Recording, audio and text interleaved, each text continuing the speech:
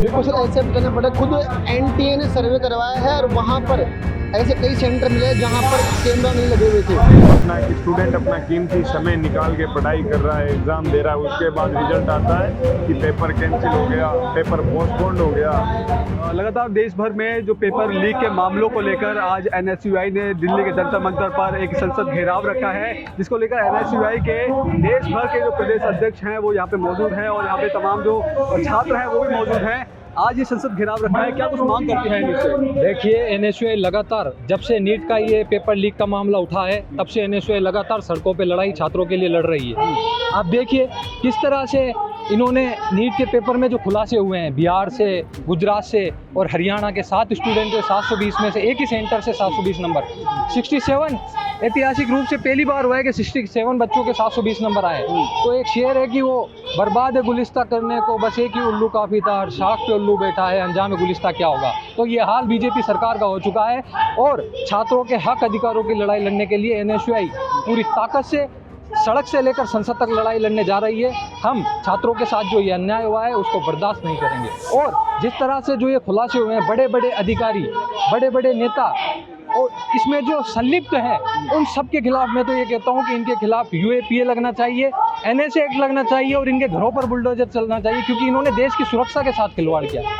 और जो बीजेपी सरकार जो है वो देश की आंतरिक सुरक्षा नहीं कर सकती तो वो बाहरी सुरक्षा क्या करेगी। अब देखिए, तो इसके खिलाफ एनएसयूआई आज संसद घेराव करने जा रही है और हम संसद से, सड़क से लेकर संसद तक लड़ाई जारी रखेंगे। क्या कुछ मांग करते हैं आप? हमारी एक ही डिमांड है कि 24 लाख विद्यार्थियों का जो गहरा आघात लगा उनके परिवारों को, जो गरीब परिवार से आते थे, उस पेपर को ये रीनीट करें, वापस पेपर ले और साथ में शिक्षा मंत्री एक नेतृत्व के आधार पे इस्तीफा दें। और एनएसयूआई ये पहली बार नहीं कर रही है। अग्निवीर जो योजना है जो 4 साल के लिए इन्होंने सेना में भर्ती का जो योजना निकाली है वो भी उसका विरोध करती है। और साथ ही हम कहना चाहेंगे कि जब तक ये रीनीट नहीं करवा देते तब तक एनएसयूआई लड़ती रहेगी।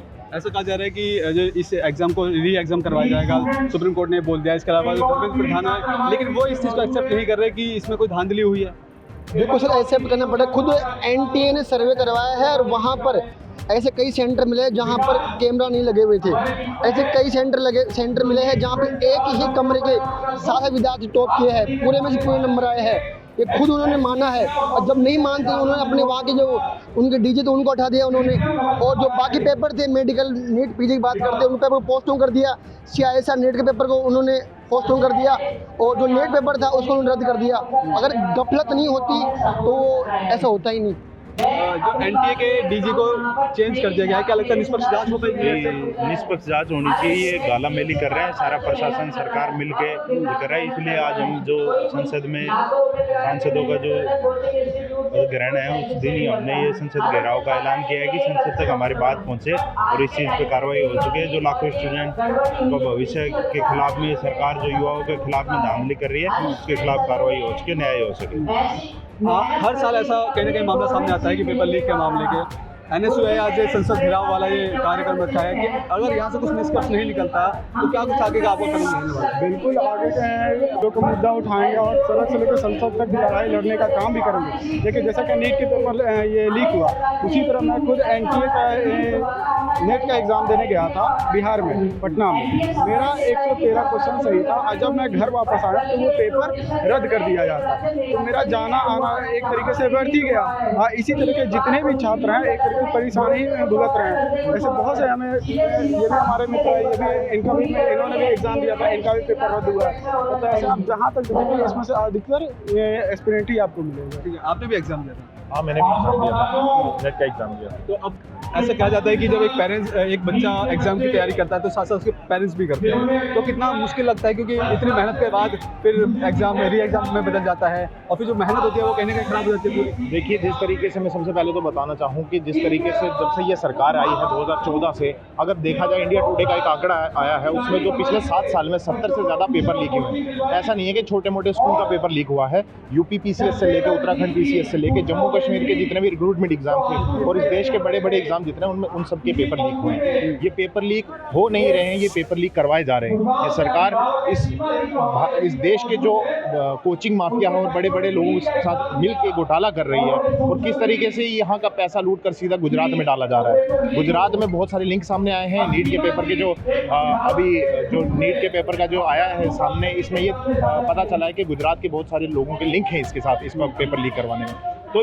किसी ना किसी तरीके से ये पहले तो इस देश में जो है रोज़गार ही नहीं निकल रहा है, और फिर जो एग्ज़ाम हो रहे हैं रोज़गार के नाम पे जो ये फर्जी एग्ज़ाम करवा रहे हैं, और उसके बाद उसका जो पेपर लीक करवा रहे हैं, पूरी तरीके से जो बच्चों के भविष्य के साथ खेला जा रहा है। आपकी मांग क्या क्या है सरकार से, क्या कुछ मांग करते हैं? हमारी तो, मैं तो ये चाहता हूँ कि प्रधानमंत्री, शिक्षा मंत्री से तो क्या ही करें, मैं तो ये कहता हूँ कि प्रधानमंत्री को इस्तीफा देना चाहिए, क्योंकि वो इस देश को संभाल नहीं पा रहे हैं। इस देश को संभालने के लिए जो है, जो भूता चाहिए उनमें वो नहीं है, उनको इस देश के प्रधानमंत्री के पद से इस्तीफा देना चाहिए। और धर्मेंद्र प्रधान जो अभी शिक्षा मंत्री बनते हैं, इनसे तो हम इस्तीफा मांगते हैं कि अपना इस्तीफा दें और इस देश के बच्चों के भविष्य के साथ खेलना बंद करें। एक चीज़ और ऐड करना चाहूँगा, जैसा कि एक कहावत है कि गेहूं के साथ घुन भी पिसाता है। ये जो एनटीए के जो भी मुख्य पदाधिकारी है जिनको हटाया गया है, उनसे तो हमें कोई उम्मीद है ही नहीं, इनका बदलाव करने का भी कोई मकसद निकलता भी नहीं है। इसी तरह इनके खुद के जो लोग हैं ये इसमें लिप्त पाए गए हैं, जैसे कि बिहार के डिप्टी सीएम है, उनके साथ बहुत सारा तस्वीर वायरल हो रहा है, और वो सरगना एक तरह से बहुत बड़ा है, चाहे वो बीपीएससी का पेपर हो, चाहे नीट का पेपर हो, चाहे एनटीए का नेट जेआरएफ का पेपर हो, उसमें वो व्यक्ति हमेशा से शामिल हुआ है और हमें हर बार उसे देखने को मिलता है। तो ये लोग कुछ करते तो हैं, ये डायरेक्ट दूसरे पे इल्ज़ाम लगा रहे हैं, और इनका कोई भी मकसद नहीं है कि ये निष्पक्ष जांच करवाएंगे, ये जबकि ये खुद ही इसमें शामिल है। तो सरकार से हमें यही आशा है, सरकार क्या, हमें सुप्रीम कोर्ट से आशा है कि सुप्रीम कोर्ट इस पर निष्पक्ष जांच करवाए। ये वो NSUI के जो छात्र हैं जो देश के अलग अलग कोनों से आए हैं और दिल्ली में आज जंतर मंतर में प्रदर्शन कर रहे हैं, इनका कहना है कि हालांकि भारत सरकार पर इन पर भरोसा तो नहीं है, लेकिन सुप्रीम कोर्ट से आशा रखते हैं कि इनकी जो मांगे हैं उनकी पूरी की जाए, और जो जिस तरह से निष्पक्ष इस परीक्षा को लेकर जाँच करवाई जाए। कमलेश कुमार के साथ में संजय सक्सेना, पंजाब केसरी.com, दिल्ली।